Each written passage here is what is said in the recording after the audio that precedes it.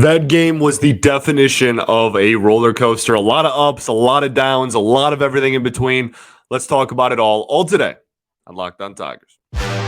You are Locked On Tigers, your daily Detroit Tigers podcast. Part of the Locked On Podcast Network, your team every day.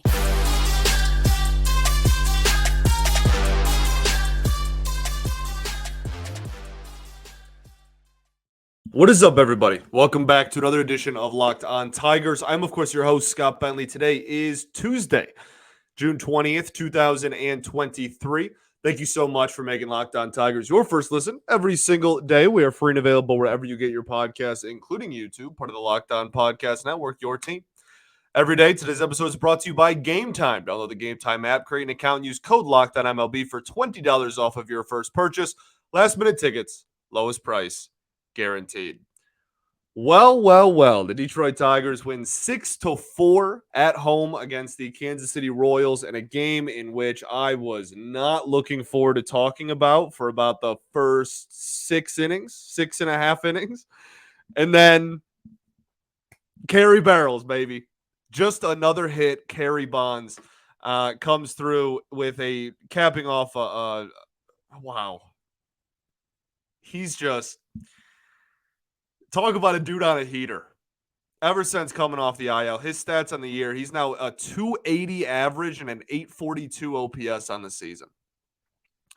Unbelievable stuff. We will get into the offensive roller coaster that was at the end of the show, but the Tigers do win this game, and it's so important to win games like this where the offense, we can call it what it is, and again, we'll break it down a little bit more in depth after we talk about Scott Harris and his comments here in a sec. But it's so important to just find a way to win. And I know that sounds super like cliche and Captain Obviously and like not real analysis, and that may be true. But good teams have the ability to win games even when the offense isn't firing on all cylinders, right? Like it like 2022 Tigers, for instance, right?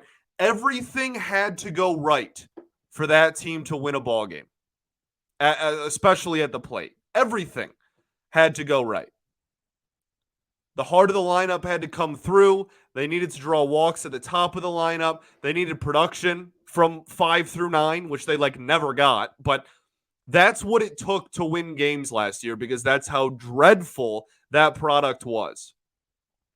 And I guess if you just want to look across the diamond, that's kind of the position the Royals are in. They put up 4 runs on offense. Not a terrible day, but for that team, not bad. Their starting pitcher, who was literally 0-11 with an ERA of almost 7 going into this game on the season, shoved. Like, actually shoved.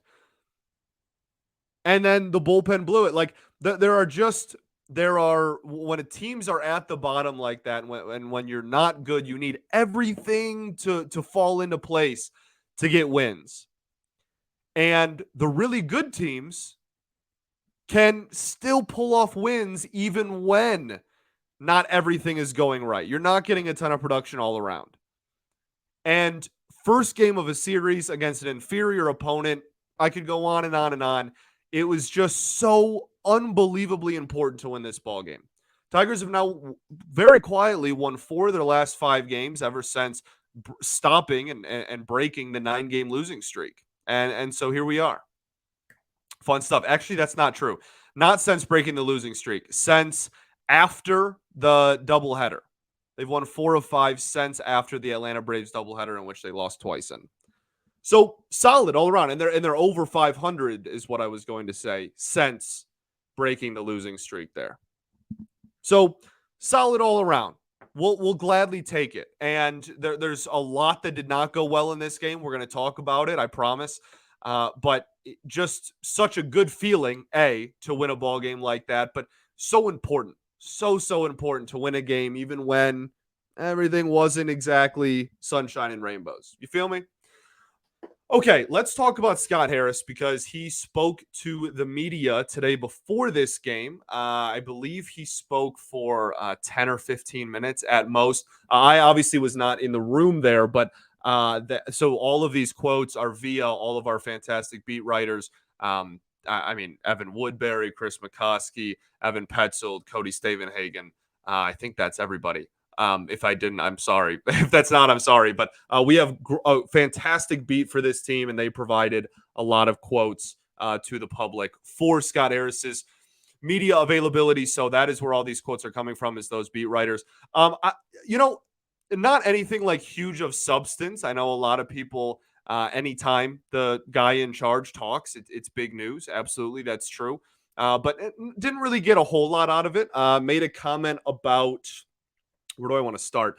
I guess we can start with the comments about Colt Keith. A lot of people clamoring for Colt Keith to get called to the majors.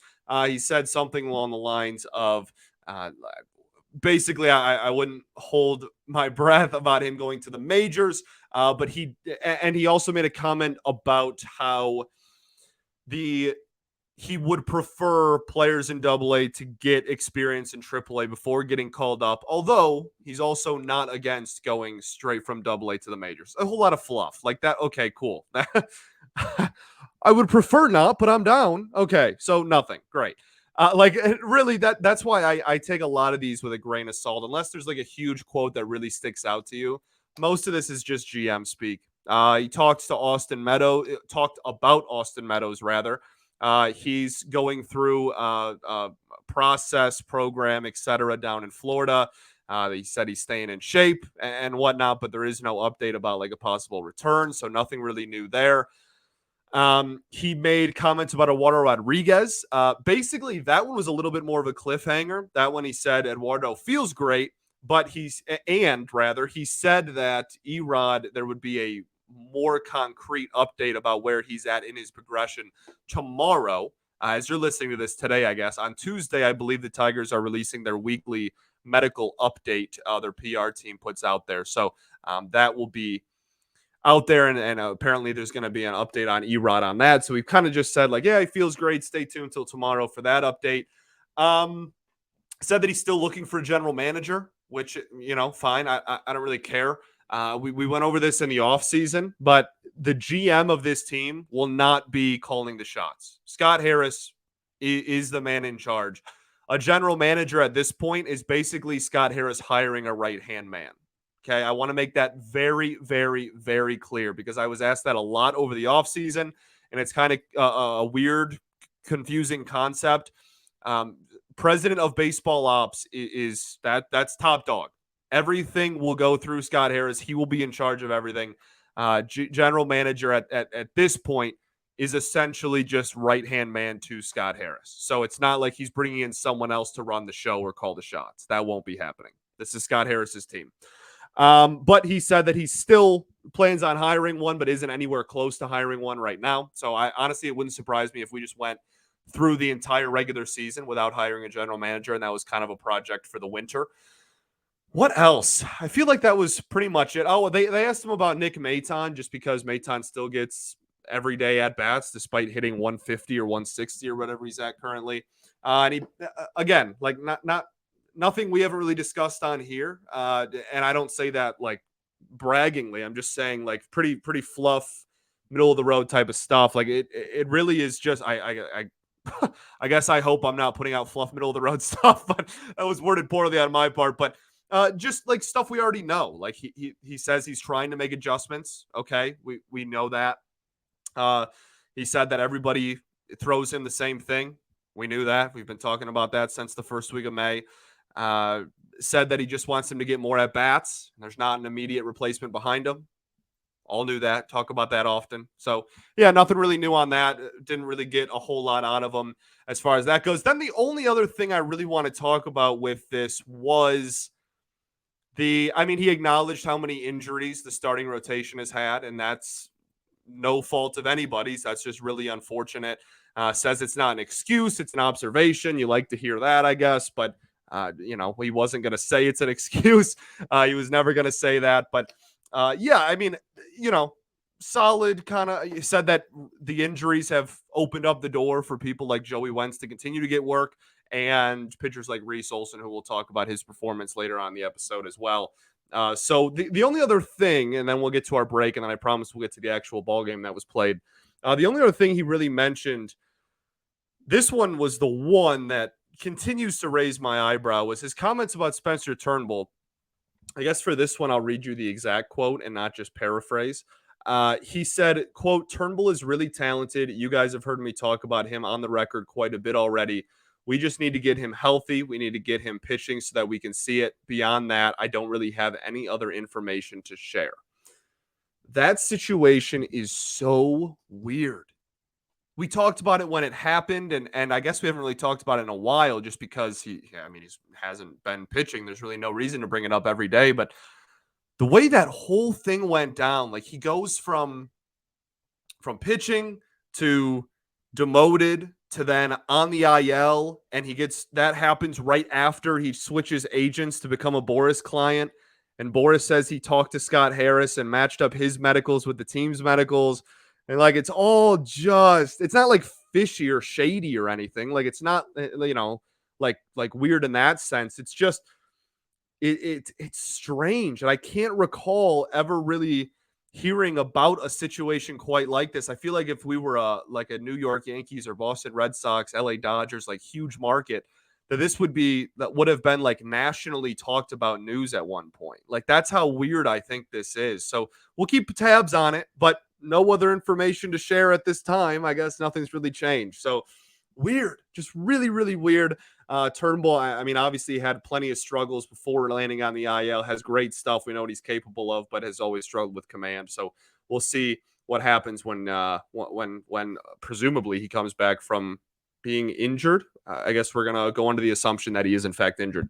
Okay, let's talk about the ball game. But first, I got to tell y'all about our friends over at Game Time. Game Time is the definition of clutch, and they are the best in the business. You can forget planning months in advance.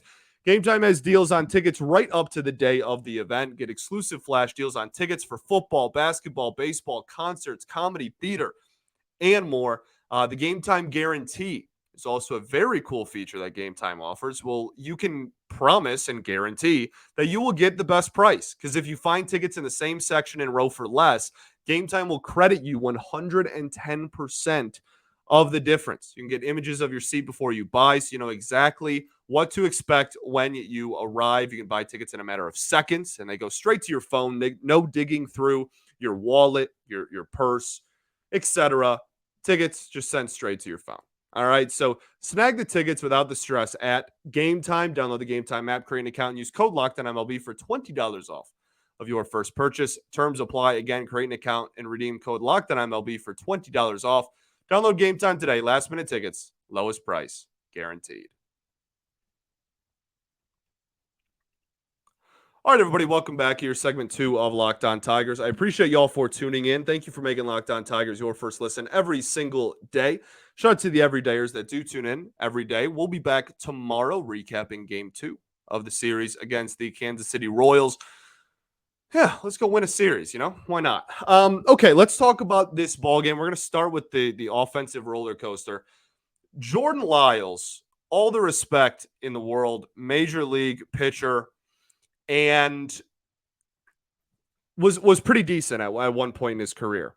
This season, Jordan Lyles is, we talked about it yesterday, 0 for 11, and after this outing, sports a 6.72 ERA. That is unbelievably embarrassing for the Tigers offense to go out and look, they end up putting 3 runs against Lyles and on 6 innings of work. That's still a quality start for Jordan Lyles. I was unbelievably frustrated this entire game. Up until the Kerry Carpenter home run, I guess I should say. I was unbelievably upset. This was embarrassing. We this all genuinely got embarrassed for 6 innings. Well, 5 innings, 6 innings, because all the runs came in the 7th, right? but he went out there to start the 7th. For 6 innings, you could not hit, and it's not like you had 30 whiffs against you. He had 3 strikeouts and a walk and 6 hits. Like, it's not like you got sliced and diced and you couldn't hit anything, whatever. They just all weak contact. And look, credit to Lyles again. I'm not trying to make him sound like the worst pitcher ever. Like, it's been a rough year for sure, but he's still a major league pitcher. Like, but he was hitting all of his spots. The slider low and away, cutter, whatever that pitch is, low and away, I thought was executed really well most of the game. He got a lot of players out on their front foot on it. Torkelson all night was a victim of that. Zach Short all night was a victim of that. Lot of righties that consistently were just flicking the wrists and popping the ball up into left field or center field on that pitch specifically. So, like, hats off. Like, you had a game plan and you executed it really well. But I've said this so often over the last year and a half. It's just so unbelievably frustrating to be every single pitcher's get right game. Like, just perpetually. Every single pitcher in baseball looks at the Detroit Tigers on their schedule and goes, oh, well, here's a chance to get back on the horse. And I'm just so tired of it. I'm so tired of it. And, like, vibes are high. Like, we won. We'll get into all the good that happened as well. But this, you cannot tell the story of this game without talking about how this offense was dreadful against a dude who has maybe been the worst every 5th starter in baseball up to this point this season. Certainly in, like, the top 5 or 10 in that discussion. Undoubtedly. Right? Undoubtedly. So just a very, very frustrating start to this game. It was also frustrating because Reese Olson did pretty well. We'll talk about him once we wrap up the offense as a whole. But that it was very, very, very infuriating. And then the 7th inning happens. And they score 5 runs in the 7th. There's a few at-bats I want to point out in this. Obviously, Kerry Carpenter's. I want to talk about Torque. He goes 0 for 4 with 2 Ks in this one. And then obviously the at-bat before Kerry Carpenter's home run. Torkelson strikes out looking. I think the pitch tracker said that it caught the corner and is in the strike zone. And you know what? That, like, fine. If that's gospel to you, like, that, fine. Whatever. That ball was received by Salvador Perez horribly, and it looked like he caught it at his ankles. It may have crossed the plate in the strike zone. That's, again, totally fair. If it was the right call, it was the right call. But I do understand the frustration from Torque's perspective because that was a horribly received baseball by the catcher. Like, just completely, like, the wrist broke, glove down, bottom of the mitt literally looked like it almost got to, like, the tongue of Torque's shoe. Like, that's how low it looked like it did. That's probably a slight exaggeration, but, like, really was not caught well. Bottom of the zone, already a 50-50 pitch, and it just didn't go Torque's way. So that was frustrating for him, I'm sure. Frustrating for the viewers as well, but I did want to point that out. Yeah, I didn't think his at-bats were particularly strong today, so we'll see. Again, just I say it with everybody. I say it with the team. I'm going to keep repeating it. Just it's a 162-game season. You know, Mike Trout and Shohei Ohtani have bad days at the office too. It's too long. It's impossible to not have offers at some point, to not have a day where all your at-bats look bad at some point. You just can't make them. What do I say? I just forgot my own saying. Don't make them the norm. That's what I say all the time, kind of. You know what I mean? Like, don't make it the normal. Make that the outlier. I guess that's more of what I say. So that's, you know, get back on the horse, have some good ABs tomorrow. We'll all forget about it. Andy Ibanez, sure, Nick Maytown with a walk, but continues to just not be able to hit anything in the strike zone really at the moment. Miguel Cabrera, 2 more hits. Just OPS up to 644.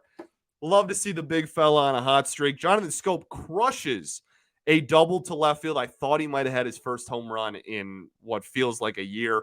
But off the wall in left, very good. Kept that inning alive. Very, very important AB there. Jake Rogers, great day at the office for him. I thought he called a great game. I thought he caught a great game. And he goes 2 for 3 with 2 RBIs. 185 average, but a 721 OPS. That is higher than Zach McKinstry's at the moment. Higher than Spencer Torkelson's at the moment. Like he legitimately has one of the highest OPSs on the team, even though his average is that low. So just like trust, okay? Besides the fact that he brings insurmountable value behind the plate, he walks a lot and he slugs. And in this game, he had 2, seeing eye singles. One was a poke and one was between third base and shortstop. But the one that was the poke was very, very, very important there. 2 RBIs, obviously, got the Tigers back in the ball game. So good to see there. Let's talk about Kerry Carpenter right after this.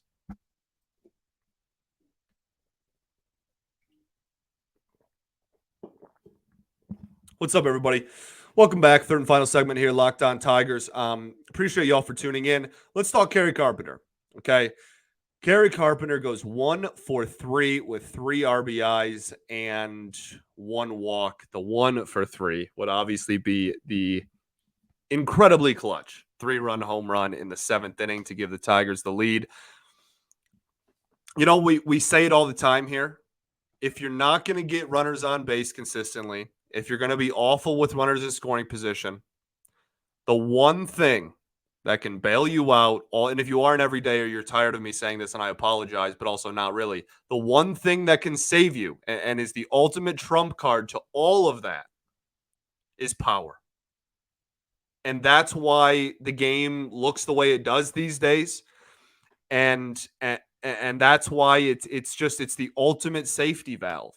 And it's something that really on this team on a consistent basis, Kerry Carpenter is the only one that provides that. And that's not to say other players on this team aren't capable of hitting homers. We've seen Torkelson go on a little bit of a heater lately. He's got an OPS around 1,000 over the last week and a half, and with several home runs in there. Jake Rogers, we just talked about, leads the team in homers. I'm not saying that there aren't dudes that can hit home runs on this team, but Kerry Carpenter, I think, is the only quote-unquote legitimate home run threat every single night and every single at-bat in this lineup. And it's awesome to have. Like I said at the beginning of the episode, 280 average with an 842 OPS. And we also mentioned something yesterday with the home run. He had an opposite field home run, right, over the weekend. And we were talking about that on yesterday's show. And we're talking about how a lot of his hits since coming back off the IL have been, like, he's been going the opposite way a lot more. And that's a really, really good, exciting sign of development that he has had. This was just a pull side classic Kerry Carpenter homer, I think is what one of the beat writers said. That maybe it was Woodbury, but like that, like truly it was like that. That was just a pulled Kerry Carpenter in his element home run. And that's so exciting to have the last 3 days, so much opposite field success, and then still be able to just go back to the well and crank a pull side homer. I don't want to get like too ahead of myself. I don't want to get too crazy with it. There's still a long season to go, and I don't even think he has 162 games played yet at the major league level.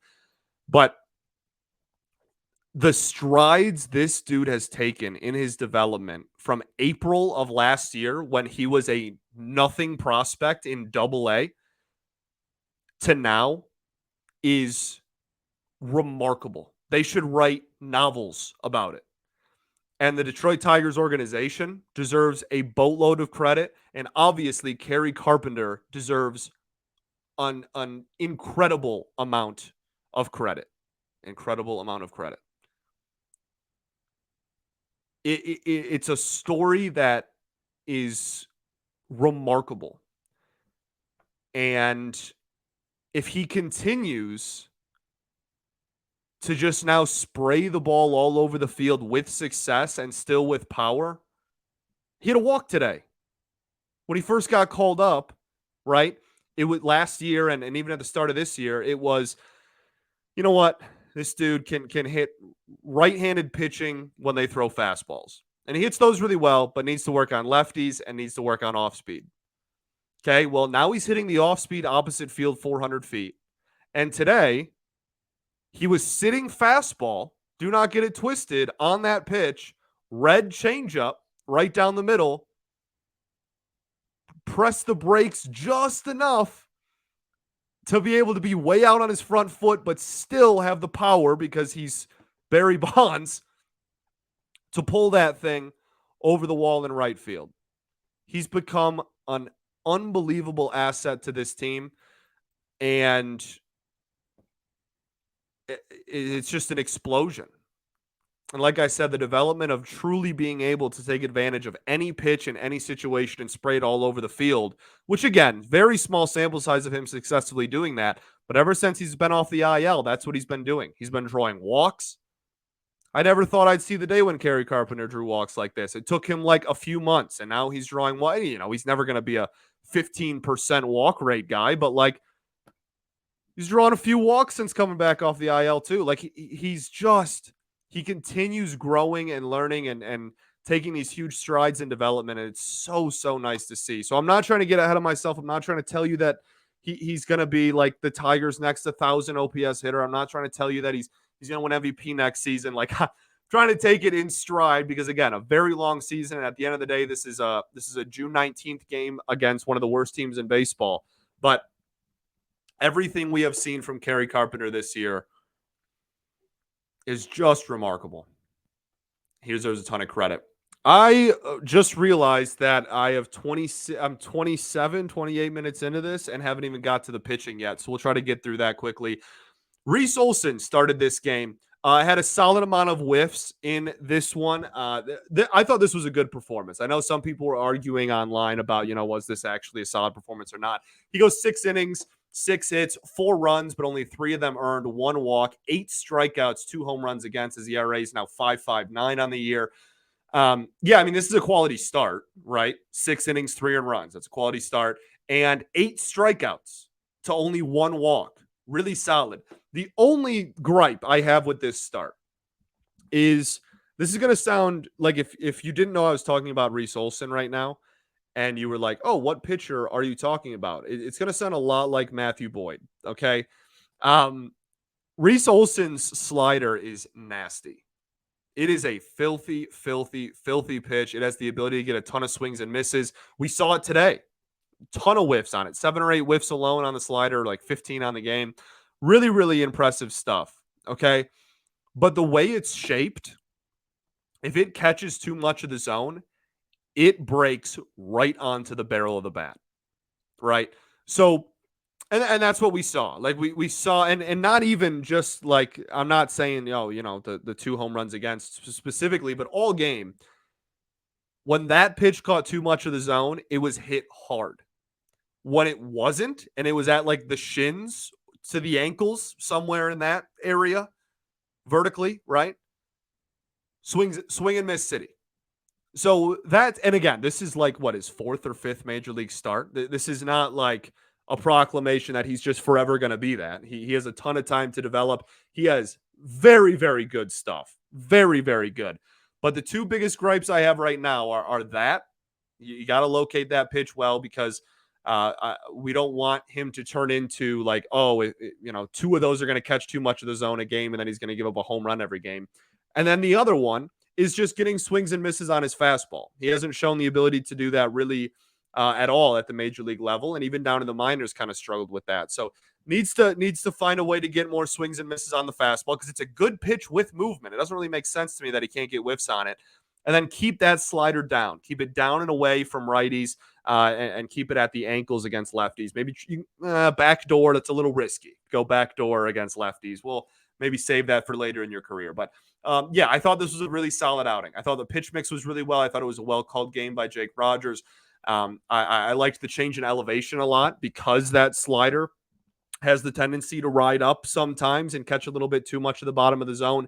They went fastball high a lot, even though it wasn't getting swings and misses. It was still getting foul tips and whatnot. Then you can go back to the slider. Also wasn't afraid to throw the changeup in this game. I love his changeup low and in to righties. That's one of my favorite situations for him to throw that changeup in, especially if he goes fastball first, just because the fastball has tailing movement on it. And I think that they can both kind of tunnel off each other very well. A lot of difference in velocity. So that I would like to see him work that in a little bit more. And also, don't be afraid to throw the changeup to lefties. That's a thing that a lot of young pitchers struggle to adapt to, right? Like the slider, that's a tough pitch to throw to lefties as well, and can really catch too much of the plate at times. And so don't be afraid to throw the changeup, I guess, in the same spot, really low and away to lefties. So I'd like to see that development as well. But this is really nitpicky. Again, just like as a whole, this was really solid. He kept you in the ball game, made a couple of mistakes, but also had 8 strikeouts because his stuff is absolutely filthy. And I hope that it will continue to be. And I have no reason to believe it won't. So yeah, solid outing. Reese Olson, nicely done. Also, very importantly, gave you innings. And to piggyback off that and go into our last topic, Tyler Alexander gave you 2 innings of work, 1 hit, no runs, 1 walk, 4 strikeouts. I tweeted this out, but Tyler Alexander deserves like the unsung hero of today's ball game. Truly, I believe that. I think when looking like it'll, Kerry Carpenter was literally the hero of the ball game, and Rhys Olson kept them in the game, and Alex Lang did his job, and a lot of people on offense got on base and whatnot to make that Kerry Carpenter swing happen. But Tyler Alexander, like this team, they showed the stat on Bally during the game. This team has the most taxed bullpen in baseball over the last like 7 or 10 days. So for Tyler Alexander to go out there and, like, first off, Reese Olson to go 6, huge deal. But then to piggyback to Tyler Alexander, who you know is going to have to give you multiple innings, not only does he eat 2 very, very valuable innings for you, but the shutout ball, the first one keeps the deficit at 3. The second one, he pitches with a lead and doesn't give up a run, gets a huge double play there. Fantastic. Absolutely fantastic. His ERA for most of May was over 6. And we talked about it a lot on the show and how he needed to really take steps in the right direction and wasn't trending very well. And I think at one point I made a comment where his value in the bullpen was evaporating, right? Like he was the innings eater, like low leverage lefty, and he wasn't even doing that in May. June has been a complete flip of the script there. His ERA is now down to 4.66 after these 2 shutout innings. I'm very happy to have Tyler Alexander back because he's honestly, I think he is exactly what Scott Harris wants out of a reliever, and AJ Hinch. He never walks anybody ever. I guess he had a walk in this game, but that's a rarity. He never walks anybody. He consistently, year in and year out, is one of the lowest walk rates in baseball. He's a pitch to soft contact guy. He's not afraid to fill the strike zone. He's a lefty, and he can give you innings out of the bullpen. I think Tyler Alexander, when he's at his best, will always have immense value on this team. And I think that this outing kind of really highlights that in the best possible way. And then we'll end on Alex Lang, who goes 1 inning of perfect ball. Doesn't get any strikeouts, but his ERA is back under 4 after this one.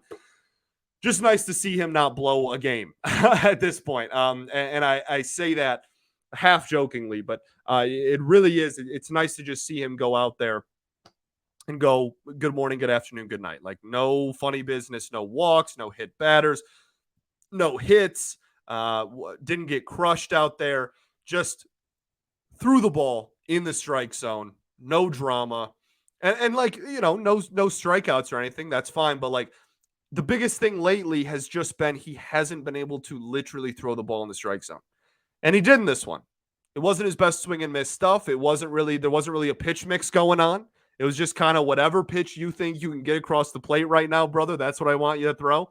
And it led to a 1-2-3 inning. So not going to complain. I think that outing like that is a good like momentum builder to kind of carry forward and hopefully get back to, May Alex Lang that we all miss so much. And I'm sure he does too. Cool. Rest of the series, 2 more games against these Royals at home. Tomorrow's game, today, as you're listening to this, rather, will be Michael Lorenzen against, who is going up? It's Lynch. We talked about that yesterday. You have, again, the pitching advantage in that ball game. Daniel Lynch has a 5.8 ERA and is 0 for 3 on the season in 4 starts. Whip of almost 1.5. His career numbers are 5.37, and he's 8-22 with a whip over 1.5. Like you very much have the pitching advantage in that game. And then the finale is Brady Singer against Matthew Boyd. Both of them have had their ups and their downs this season. Brady Singer once was one of the most highly coveted pitching prospects in baseball for a while there. And first few years in the league took a lot of big steps forward. This year has been an absolute train wreck for him, unfortunately. He's really struggled, gotten rocked by a lot of teams. The end of May was a little bit better than the first month and a half of the season, but I mean, he's still 6.3 ERA on the year. Go win Tuesday. Okay. And then we'll cross Wednesday when we get here. One game at a time. All right. Thanks for making Locked On Tigers your first listen every day. For your next listen, check out the Locked On MLB podcast. Great show over there. This one ran long again. I think the Scott Harris comments really threw me for a loop there. Spent the whole first segment talking about that. But we'll be back tomorrow. Shout out to the everydayers that do tune in every day. Good win. Ugly, but like important win. Maybe that's the better phrase. Important win. All right. Peace and love. Going to therapy's dope. I'll catch y'all tomorrow, baby. Go Tigers.